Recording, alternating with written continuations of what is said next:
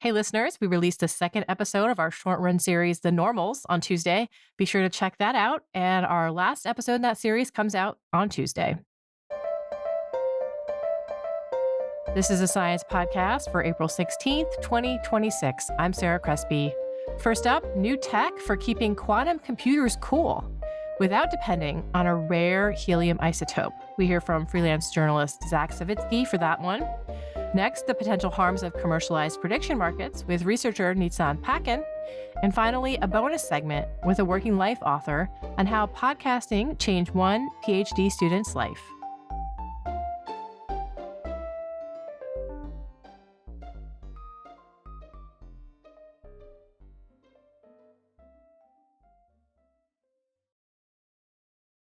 This Week in Science, freelance science writer Zach Savitsky talks about the latest in ultra cooling technology. Hi, Zach. Welcome back to the podcast. Hey, Sarah. Nice to see you.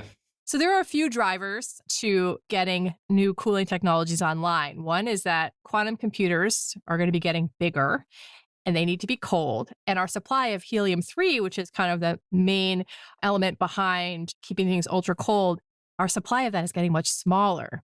Zach, let's take quantum computers first. Why do they need to be so cold? All sorts of quantum technologies are very sensitive. They rely on very cold temperatures in order for the effects that make them interesting. So in this case, the colder the environment is, the quieter the background noise is. So for these effects to take place that quantum computers run on, we want it to be as quiet as possible, which means as cold as possible. And they're getting bigger. How big is a quantum computer? So the computer itself is just a little chip, like the size of a baseball card. But when you see images of quantum computers online, what you're really seeing is the fridge that cools that chip, which is about the size of a person. It's this large, gold, elegant, chandelier-looking device. When you say a quantum computer is the size of a playing card, that's an experimental one, not one that's actually set up to do the operations that we want them to do. Quantum computers will get bigger because they need more cooling, not because there's more qubits in there, which are obviously subatomic, right? It's really the number of qubits, which is the quantum equivalent of a transistor, essentially, that's going to increase significantly in order for them to grow in the way that people are talking about. The computing power is expected to get much larger. And so therefore, they're going to produce a lot more heat. Right now, we have like a couple hundred qubits up to a little over 1,000 qubits. And some companies think that they'll need around 1 million qubits in order for them to do like practically useful computations. So that is significantly larger, but we're not talking about like the chip itself suddenly being like the size of a room. The chip itself is much more powerful. And so we need more powerful cooling technologies. So how big would, if we're using the technology that we have today for cooling, how big would the cooler be if we had that like enormous number of qubits? So to give you a sense of scale, dilution fridges, which are the refrigerators that cool quantum computers primarily, the traditional ones are roughly the size of a person. And when I was at Blue Forest, which is one of the leading companies building these fridges, they showed me their next generation fridge, which is built for today's largest quantum computers of around 1,000 qubits. And it's more like the size of an elevator car. So it's significantly larger. It sort of towers over you. The capacity is like somewhere between 6 and 12 people for an elevator. Yeah, exactly. So you can just imagine, like, as these devices get significantly more powerful, in theory, they could have to get much larger. But what's more pressing is the idea that they'll need more of this ultra rare, ultra important gas, which powers the coolers, which is helium-3. So this is the other driver. We're running low on helium-3. It's a super rare isotope of helium. Helium is also not that easy to come by these days. Actually, just your basic balloon filling helium. So where do we get helium-3 now? And like, how low is our supply? Much of the world's supply of helium-3 actually comes from nuclear weapons, believe it or not. Since the Cold War, governments have added this other gas to nuclear weapons called tritium in order to make them more destructive. And that tritium slowly decays into helium-3. And that provides much of the supply for global helium-3. But that's kind of politically sensitive, I would say. Totally, yeah. Working with whoever's stockpiling nuclear weapons, getting some byproduct of that process might be tricky for research scientists. Yeah, so much of the world's gas is controlled by the US and Russian governments. It's subject to geopolitical drama, as you might imagine. We're also not quite sure how much of this gas there is for this reason. You can sort of, if you know how big a government's helium-3 stockpile is, you can sort of infer the size of their nuclear stockpile. That was actually a big quest for me in the story, was figuring out a rough estimate of how big the US stockpile is, because that's, very important information for figuring out the future of these cooling technologies and whether they're going to have a big problem. I did come across a document from 2021 from what looked like an internal presentation that gave a reference which seemed to be referencing the size of the US stockpile around that time, which put it at around 90,000 liters. Okay, 90,000 liters. The DOE declined to comment on whether that actually represents the current size of the stockpile of this gas, but the website does now seem to be offline. So this is, I think, the best estimate that we have. And it's worth mentioning that when I talked to Blue Force, which is this company building these fridges, about how much of this gas we would need to power the size of the devices that they're talking about, they estimated it could be tens of thousands, around 40,000 liters. And that's to power one device. How many quantum computers do we need, Zach? Do we just need one? Or do we need two? Let's answer it this way. There are dozens of companies around the US who are working on building their own quantum computers right now.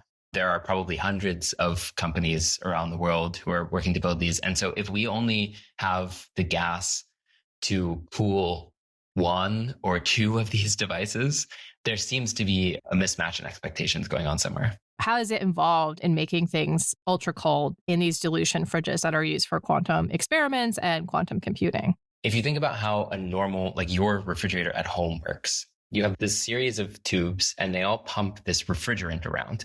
And that refrigerant, it expands and it compresses.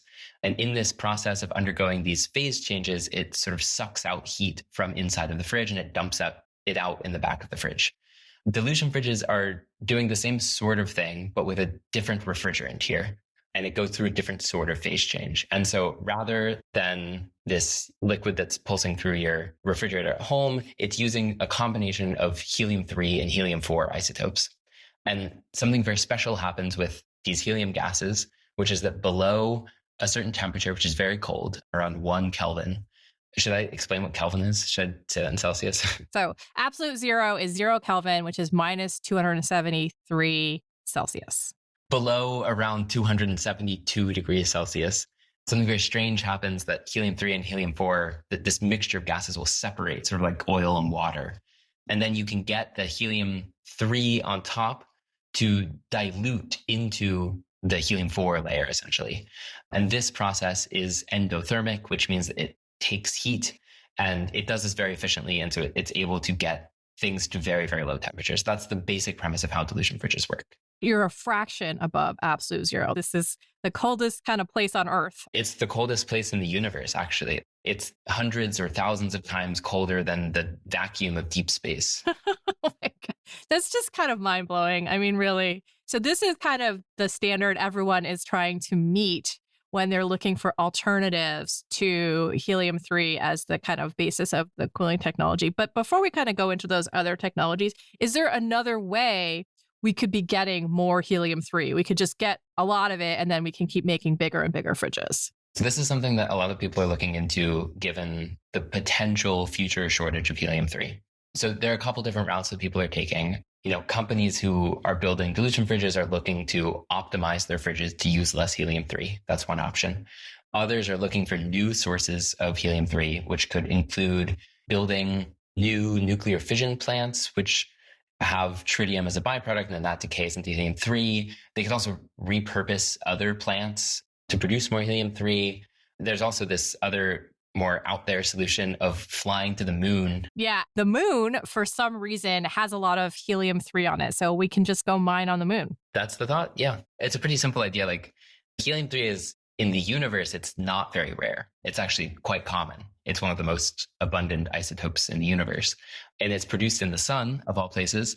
But because the Earth has a magnetic field, the supply from the sun gets deflected. But because the moon doesn't have a magnetic field, some people suspect that it piles up there. We're not totally sure about that, but people seem to be rather confident. So guess we got to go back. Got to go back to the moon. So let's talk about some of the alternatives to the dilution fridges that are powered by helium-3, or the cooling is generated by helium-3.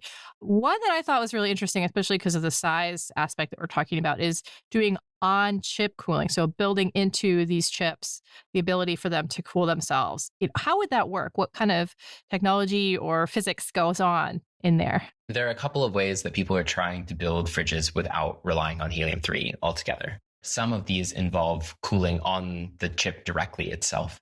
And there are a couple ways to do this. So one that I talked to some researchers who are trying this is they essentially create like a trap for the heat in the chip so that they sequester all of the heat to one side of the chip.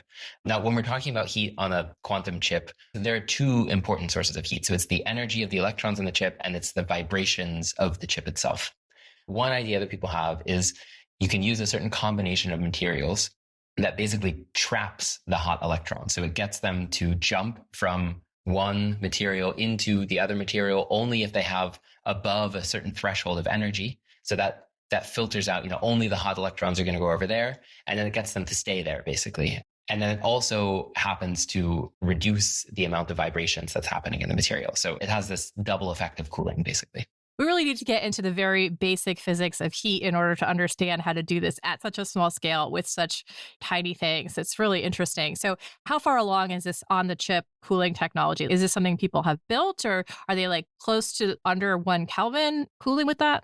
I would say this on-chip, what we call electronic cooling, is sort of at a proof of concept phase where they're really demonstrating the basic principles of this working. It's still very much in an academic setting. They've managed to show they can do this at various temperature stages.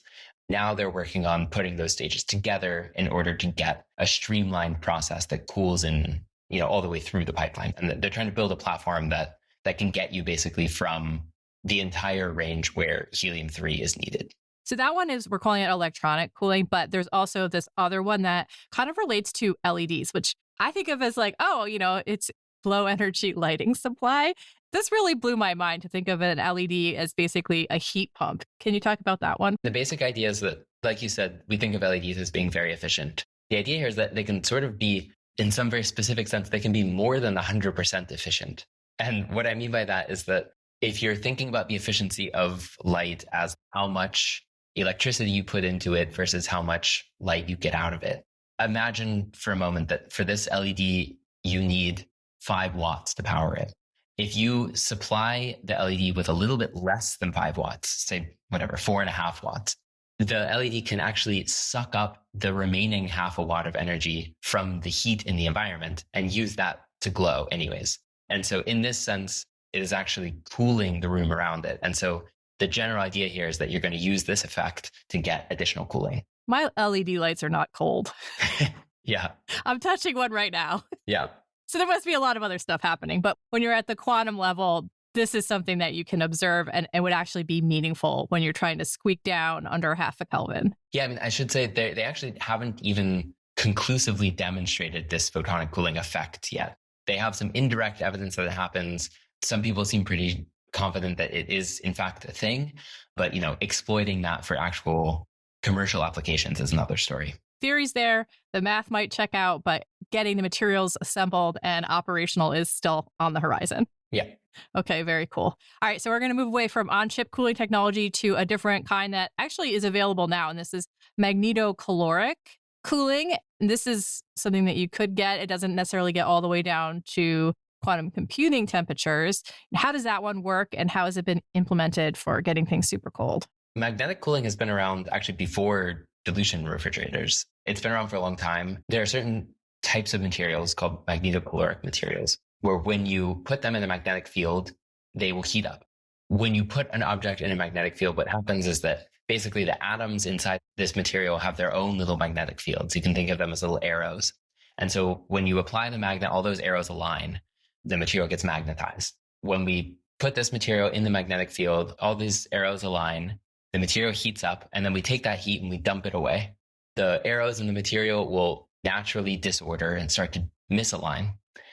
That process requires heat, and it's going to suck that heat from the environment around it, and that's what gives us our cooling. How has this been implemented to cool down quantum experiments or quantum computing? The holdup with this, the reason why this hasn't been in place for a long time, is that you could basically do this once. It's neat, but like once this process happens, then you've done the cooling.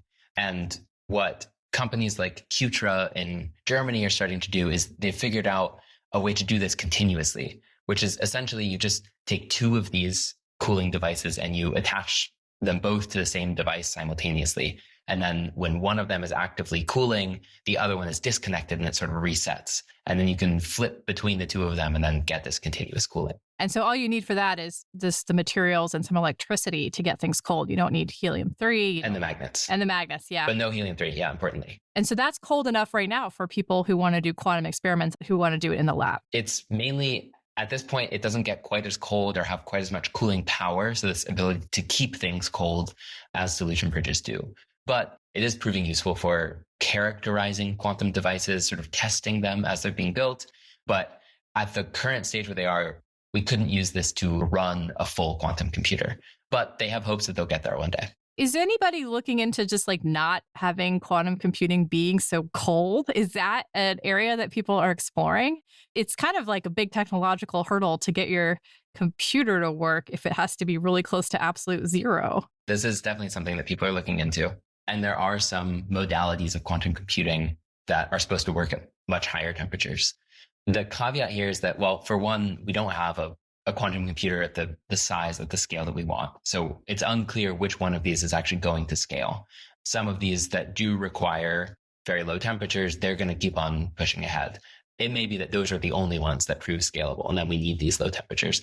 But also, even many of the ones that say that they can operate at much higher temperatures, when you consider all of the wiring and all of the components that go into the computers, they end up needing much more cooling power than they say they're going to. And so it may be that they end up needing more helium-3 than they say, I've been told. What's going on with quantum computing? We haven't actually checked in a while, Zach. Like, where are we? Are we making quantum computers? Have we solved some of these really big problems like error correction and all that stuff? Again, it always really depends on who you ask. Companies are still promising functioning quantum computers by the end of the decade. A lot of researchers in the field still express a lot of skepticism that we're going to see practical applications of these devices in the near-term future. But I will say there has been real progress on showing practical applications of these devices. I mean, just in the past week or two, there was a series of papers out that shows how one of the big potential uses of quantum computing, which is cracking modern encryption codes, that this is actually feasible with a lot fewer qubits than they thought we would need before. So it really raises the stakes on this quantum computing race. Definitely. Oh, that's very interesting. Yeah. I'm glad we got to talk about this. All right, Zach, thanks so much for talking with me about this. Always a pleasure, Sarah. Zach Savitsky is a freelance science journalist based in Berlin. You can find the feature we talked about at science.org/podcast.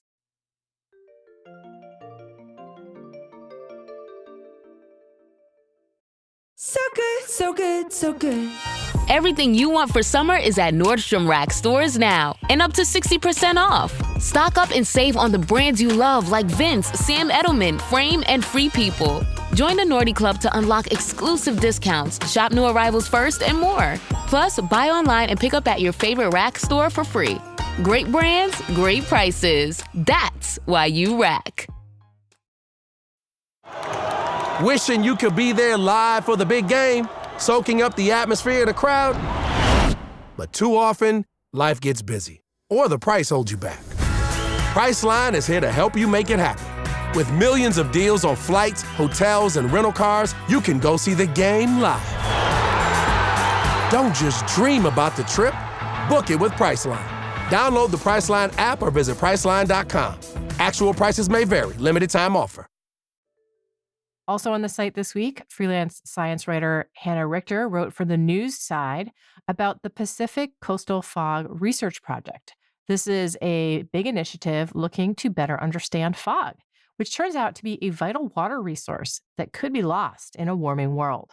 From the journal side, in Science Advances this week, Abewardena and colleagues report that not all naked mole rat queens take over violently when the old queen is removed or dies. They observed in a captive colony a peaceful succession in these eusocial mammals. In the science commentary section, there's an expert voices column by Aude Billard. She writes about robots that can transition between forms of locomotion, swimming, rolling, flying, all while manipulating objects, and the major advancements that have enabled these types of designs. Stay tuned for a chat about prediction markets as a public health threat.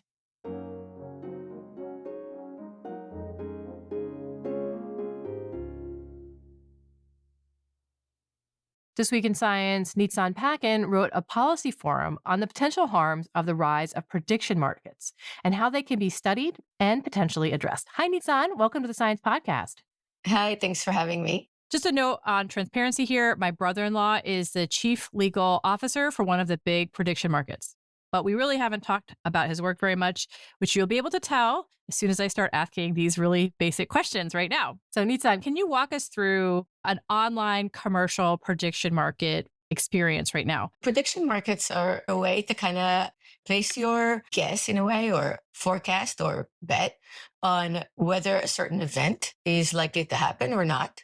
This pretty much can cover anything under the sun, from Taylor Swift's wedding date to who's going to win a major sports event, to even wars and, of course, financial events. Who picks what you can place money on or what you can forecast or buy a contract on? How does that get into the platform, and who sets the parameters for it? They vary. There are a lot out there, and they could be created automatically using AI, different types of bets. People interested in something could initiate as well. And you can, based on the odds, make a nice amount of money. And we've seen some of those play out in the news recently, events that no one really thought were going to happen. In some of them, speculation about insider trading also took place after, because no one really could see it coming, supposedly. So have you spent some time yourself on these prediction markets, trying it out? I have to say, I very much enjoy just looking at the different types of categories and the different types of things around Thanksgiving. There were all sorts of bets going on as to which turkey would the president pick as the official. I saw some bets yesterday on eggs.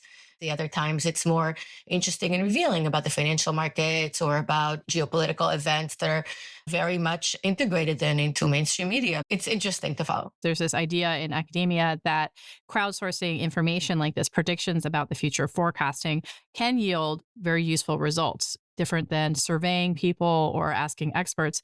This has shown in certain kinds of settings to yield useful information about the future. Now that these prediction markets are getting commercialized, they're just getting a lot more scale, a lot more people involved. What's changed that has made these so much more popular and active? Their origin sort of started with that. And what happened in the last few years is that everyone found out and wanted to participate. And there's also significant commercial aspects to these platforms. It has become a super accessible kind of an exercise in which we've seen, following the presidential election in the US in 2024, some big sporting events, that the public has fallen in love with prediction markets, and everyone wants in. And of course, money could be made. This is a big business now. We're talking about billions of dollars a week are moving across these platforms. And you call out in your piece that at this scale, the risks for population harm, should be evaluated. An interesting thing that we sort of started analyzing, my co-author and I, who's an addiction expert, so this is her expertise, the addiction world, and some of our analysis is also based a lot on addiction literature. We focused on three main threats that we would like to be further studied so that, the use of prediction markets could be done in a safer way. And so the first one is really the democratic threat. It is a threat because these markets are very broad. They include everything. A Super Bowl event is one that attracts a lot of money, but some of the specific events are narrower in terms of participation. So for example, if you have a very thin market, it's fairly easy for bigger investors to invest not that much and be able to kind of tilt the result or dominate the market. Because they're betting heavily on one side or the other, it can influence what people see as a forecast. When you watch, CNN or read Reuters News, you see a bottom line, but it doesn't tell you how many people have participated in that specific markets which might have thinner liquidity, in which much less money could tilt or influence or impact more the result that you're seeing. The other thing is we've all been reading about insider trader type of information. And even though this is not governed by securities laws, because we're not talking about securities, we're talking about event contracts, some comparables have been drawn as to what type of regulation we would want to see. And of course, the platforms themselves have been stepping up and emphasizing how critical this is and how mindful they are. All of these bets are event contracts and therefore not under the SEC, but under the CFTC's supervision. That's the commodities and future trading. That's like oil and corn and that kind of stuff. And they do have regulation and they are mindful of market integrity, but it is not under the same type of regulatory schemes that are much more developed that the SEC uses for insider trading. So in the last couple of months, we've seen all sorts of congressional initiatives and different lawmakers saying we need to create different types of rules that would more strictly address these types of conducts in non-securities like products such as event contracts. If you think about sports betting, there's really clear, like, you're not supposed to throw a game. You're not supposed to change the outcome. It's supposed to be independent of how the betting is going. But if there is this crossover and someone is like, I'm making a decision in my government role and there's money on the line that I could have access to, that's very different. And not just access to. When we're talking about like geopolitical markets and actors and the way the public perceives this, and then a public pushback or tilting, public opinion, those could be different, right? And so, for example, in the US, you cannot have foreign money flow in to sponsor candidates, but you can bet on certain countries' elections, even if you're not from that country. And if it's a thin market, and thin liquidity means that you can sort of influence what the results look like to the people in that country, for example, then you can already start maybe potentially manipulating a little bit. We should mention there's another layer here with the fact that cryptocurrency is acceptable in these markets. And so that means that anonymity is maybe a little bit easier to obtain because you are not using banks to move this money around. Not all, but some prediction market platforms also use crypto. And so while it does increase access to some extent, it does cause or could result in issues associated with anonymity or anti-money laundering and things like that. We talked a little bit about the threats of democracy, foreign money influencing what predictions look like, people inside of government, releasing information. Another aspect that you address as a potential harm is that there's a lot of similarities to gambling in these prediction markets. What parallels do you want to talk about? So this is not a very easy comparison in many ways because the two industries are obviously different, but what we kind of looked at in prior work is that there are certain gambling mechanisms in disguise that are to some extent in play here. We kind of broke it into three different layers. The first one is the addictive behavioral level. We looked at some of the platforms and definitely some of them have featured all sorts of addictive design mechanisms that are familiar to addiction scholars from the literature. And those include things like countdown timers and streak bonuses and leaderboard, even loot box style rewards. There's a similar, toolkit that is being utilized. And then the second level we looked at is the cognitive motivational level. We said that there's an artificial progression of systems that are exploiting users' need to basically show that they belong, be part of that community, feel related, feel that they're competent. We see things like personalized avatars, creating an illusion of autonomy, FOMO. Fear of missing out, yeah. And then on a neural level, we've seen things that kind of resemble the schedules that activate the same circuits as slot machines or infinite event streams that eliminate stopping points, algorithmic targeting of rapidly resolving markets. And even though this is different from casinos, right? None of this comes with things that we do see in casinos like deposit limits or affordability checks, mandatory breaks. These are the rules that they have in those places. And even though some of the same things are happening over here, none of that's being applied at this point, or it's not being applied evenly. Yeah, I mean, it's not being applied because it's not the same industry. It's being branded and being perceived as a different industry, and there are differences. And also, by the way, unlike online sports betting, prediction markets don't necessarily derive their addictive potential from rapid resolution. As you said before, some contracts are pretty long-term, but we do see things that kind of make it still very comparable and concerning. Studies have not been done on prediction markets per se, but they could be relevant. And that's a main part of our claim. We're not saying this is prediction markets gambling per se, but we're saying there are comparables. We should study this so that we can design a more safe ecosystem for prediction markets. And the last thing is really, we see all these push notifications and these trick bonuses and this continuous stream of action that we all have gotten so comfortable with in the digital era, whether it's Netflix or just scrolling on your feed.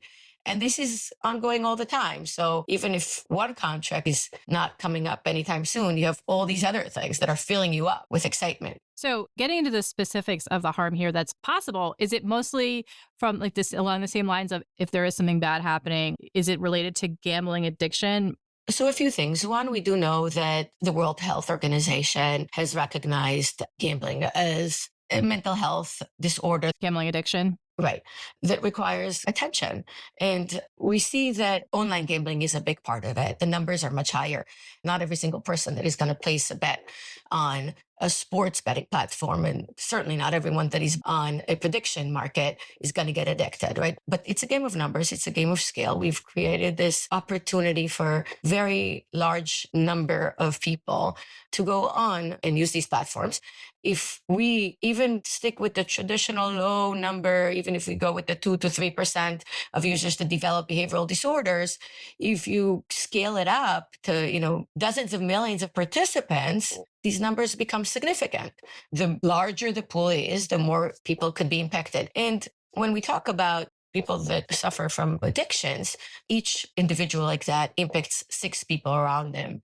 So whether it's financial or family, mental, and this is when you cross over the clinical threshold, and there are a lot of people below it, right, that suffer from all sorts of other harms. And so, we invoke this prevention paradox that the biggest public health costs are hidden in plain sight, but we really want to be mindful of them and understand them and address them before it becomes a big problem. One thing you call out in the piece I think is really interesting is the idea that people may not think of this as gambling as they're doing it, even if it has some of the same addictive qualities. People are able to kind of like keep themselves distant from that label because of the way this is presented and sold to them. Yeah, so actually, that's a very good point.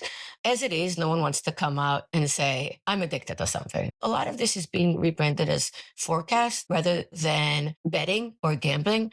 And we see this terminology being used across the board in financial markets now. Event contracts also sounds very financial. And it is true that many of these events on which we're placing predictions are of financial nature. But guesstimate how many times Elon Musk is going to tweet a certain word by tomorrow is not necessarily something of economic value. We kind of rebrand all this as just one big forecasting type of a system, but really we should differentiate between the different types. And because of this, it's harder to raise awareness. And even if users would have a problem, they would delay help seeking, even if financial or psychological damages do accumulate. And at least in one of the platforms that we examined, at some point, you could have placed up to $500,000 without a single safeguard. But the point is, we're also mindful of the fact that it would be harder for people to understand this might be an issue. What kind of studies do you see kind of being necessary in this space to better understand the potential harms here? We should do more work really trying to understand and gain some, scientific accountability as to what could be the consequences and how we could create more guardrails to enable this industry to present its advantages and exist, but also minimize any potential risks or harms. And so, for example, we really need to better understand how the interface design standards mitigate addictive features and enforce certain elements, or how to create guardrails that would minimize any potential harm. A lot of studies have been done in the financial context with traditional traders and day traders and all sorts of financial activity to understand what the boundaries should be or what type of regulation is needed. What is kind of the status of the regulation here in the U.S.? We're in the midst of a federal state battle of sort, right? Where different states are saying, we are the ones with the authority to regulate and enforce gambling. And the federal government basically saying this is an event contract And as such, this is a financial product that we regulate. We've seen like more than, I think 20 states in which we've saw that tension play out in courts. And interestingly enough, some district courts or federal or state courts have gone different ways. Some legal experts are predicting that this would maybe end up in the Supreme Court next year. Thanks so much for talking with me about this. It's been really fascinating. Thank you. I appreciate it. It's great being here. Nitzan Pakin is a professor of law at the Zicklin School of Business, Baruch College, City University of New York, and the University of Haifa Faculty of Law. You can find a link to her policy forum at science.org/podcast. In our final segment this week, we are podcasting about podcasting.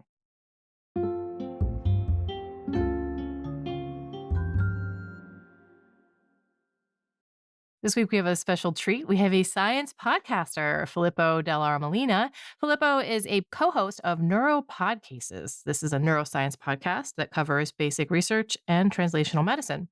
He wrote a working life column for the magazine this week, and I really enjoy these. These essays basically just give a little snapshot of a scientist's life, what they're doing, what they're thinking about in a very personalized way. And they're pretty well read because that's a lot of our readership much of the time. And of course, this is very close to my heart because it's about starting a podcast as a scientist. Let's get into it. What inspired you to write this piece now and, to send this in as a working life column?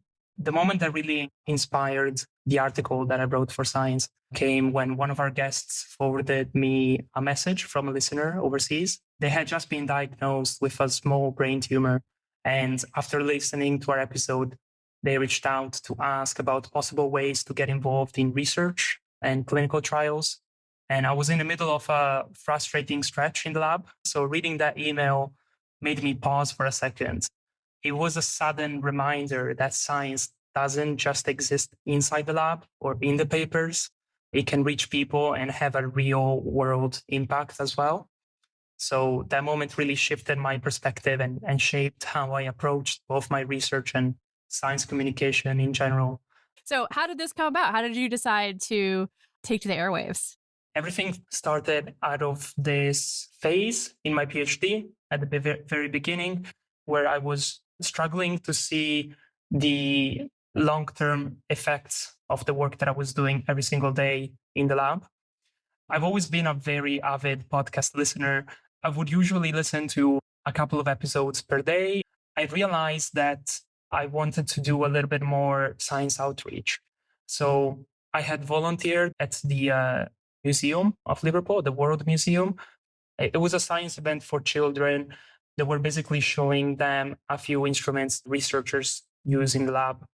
I realized that I really enjoyed that. But at the same time, there were a lot of gaps during the day where we were just not doing anything because people were not coming along. And during that time, I was listening to podcasts. And that's when I had the idea of starting my own thing. At the beginning, it was just an idea that I had, and I did not expect it to become anything serious. But then I pitched the idea to my friend, who then became the co-host. And you managed to join a podcast that was already in production, which I think is really smart because starting from zero is very difficult in the world of podcasting. It was great to be involved with something that was already out there, especially because I knew what my audience was already. And so I could target exactly the sort of questions and answers that people wanted to hear.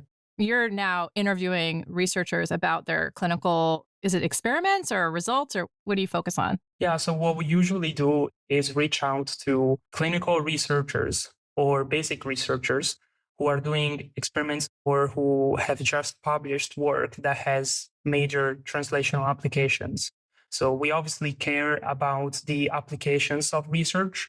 We think that there's potential behind every single research project that we bring onto the recording stage. So it's very science focused, but we obviously want to bring in the potential of what the research is actually bringing to the table. Because if you're studying a very specific neuromuscular disease that is very rare and no one really knows about it, there are people out there who are affected by that disease. And obviously, we want them to know that there are people working on this problem. There may be clinical trials currently taking place around the world. The overall idea is to spread the word I see how that can fill the gap you were feeling early in your PhD, where you were at the bench or in the lab scraping away at a tiny detail. And then to be like, well, here I can actually tell people about things further along, things that may translate to their lives. It sounds like it would be rewarding for that period of your life. Yeah, absolutely. I was at a stage where I didn't really see where the experiments were taking me. And so I didn't really see what the potential of the beginning of my PhD could be or would have been. And so it was really helpful to see senior researchers who said that they felt at some point in their career that they were at the same stage that I found myself in. And the fact that they had gone through that phase means that it was just a phase. And over time, things could have changed and I could have found results that were very interesting for my own PhD project, which is what later happened, especially thanks to one of the guests that we had on the show who suggested that scaling up sometimes is the solution. It was in my case because I was studying interactions inside the cell, but very specific ones. And once we had scaled up the number of things that we were looking at the same time, then the methodology changed as well and the pipeline improved. And that's what later became the biggest chunk of my PhD and also later on reached publication. And you got that from a guest. And I got that from a guest. So I was very satisfied. And that's what actually changed my PhD, I think, from a position in which I found myself in this stalling phase to a position where my PhD felt actually successful. And that's probably what a lot of PhD students feel at the beginning of their academic journey. Part of training is conveying your research to your peers and sometimes to the public. Do you feel like doing that on a podcast, asking people questions and helping them convey what they're doing, did that change the way you communicate about science? It absolutely did. I remember that after hitting record on the first episode and after having that first conversation, I felt a lot more confident about talking about other people's science and other people's research. That, I think, is the key thing, that when PhD students go to conferences or when they attend science festivals and they want to do networking and they try to reach out to people, but they just feel shy because they know they're in a junior position. And then interviewing live and following the conversation along with my co-host and with the guest also improved how I asked questions in the lab meetings. I was more precise, more confident, and I was just on the fly. And so the conversations just became storytelling over time. And so they just felt like friendly chats. And I felt a lot more confident about talking about other people's work and then also talking about my own work with our guests and then other people at conferences. I find there's like a balance between over preparing and under preparing for an interview. If I read the paper front to back, do a bunch of research, I'm a little bit too in the know and I end up not asking bigger questions or not as much comes from the guest. Do you find that there's kind of this like, you could know too much to ask good questions? Yeah, sometimes for sure. I noticed that some guests were just as nervous as I was at the very beginning. And so they were quite happy with redoing some takes or with recording some parts again. It wasn't just me, it was everyone who, the fact that you have to talk in public or the fact that you know that other people will be listening to this can kind of make you shy or make you feel less confident about the way that you definitely know how to phrase things, you know? I find that it's always a little bit of a delicate issue when someone has English as their second language. You know, they're already doing something amazing. They've learned a second language. They're doing science in it. They're publishing in it. Now you're asking them to talk about it live on the air, and people can resist that. But I think for our show, it's really important to like demonstrate the internationalness of science, how many people all over the world are doing this and working really hard to communicate with other scientists and the public. The fact that English is my second language did feel like a struggle at the beginning, for sure. And it was one of the things that kept me from doing it right away. And that's why months went by before I had pitched the idea of podcasting to my friends and to the Neuropodcasts team. But it didn't stop me in the end. I realized that there's a lot of people in research from a variety of countries and from a variety of nationalities. And the fact that English is my second language should not have stopped me there. If anything, it kind of gave me in some situation a little bit of an advantage because I had to stop twice before saying something or I had to think twice before asking a question that some people were missing, just because it took me longer at the beginning to phrase exactly what I wanted to say. And so, yeah, for sure. I do think that sometimes not really understanding or knowing what's going on is helpful for the guests. Like if I don't really know what's going on, because it sometimes happens. I think I understand a paper, I come in, I ask questions, and I'm like, oh, I missed this really key point. And that gets them more excited to explain, or like, they're like, I got to go to the basics here. I'm like, yes, please go to the basics, because sometimes I don't know what they're talking about. Yeah, absolutely. And it helps. It helps. It definitely does help. And I'm so glad that you're saying that, because this means that Michael and I haven't had a very isolated experience, but you've seen this as well.